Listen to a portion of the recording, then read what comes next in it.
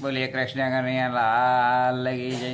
શ્રીમદ સદ્ગુણશાલિનમ ચિદિ ચિદિ વ્યાપ્તમ જદેવ્યાકૃતિમ જીવે સાક્ષરમોક્તકોટિ સુખદમ નૈકાવતારદીપમ જ્ઞેયં શ્રીપુરુષોત્તમં મુનિવરે વેદાર્ધકીર્ત્યમ વિભું તન્મૂલાક્ષરયુક્તમેવ સહજાનંદમ ચ વંદે સદા.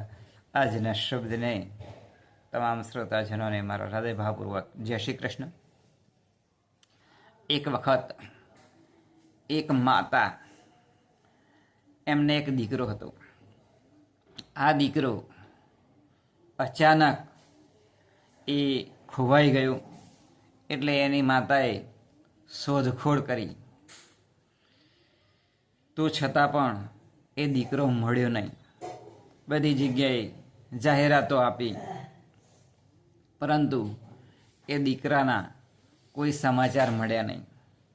હવે આ જે દીકરો હતો એ બાજુના ગામની અંદર હૈજાનો રોગ થયો હતો.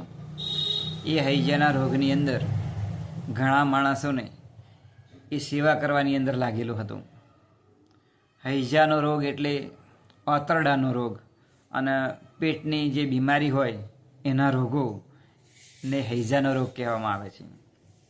હવે આ બાળક લાગ લલાટ એ બધાની સેવા કરતો હતો. એટલે પછી 4 દિવસ પછી એ દીકરો એ પોતાના ઘરે પરત ગયો, અને પછી એની માતાને મળ્યો.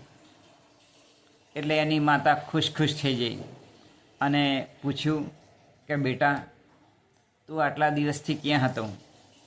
ત્યારે દીકરાએ જવાબ આપ્યો કે માં, હું બાજુના ગામની અંદર હૈજાનો રોગ થયો હતો, એટલે એમની સેવા કરવા માટે ગયો હતો, પરંતુ તમને કહેવા માટેનો મારી પાસે સમય મળ્યો નહીં.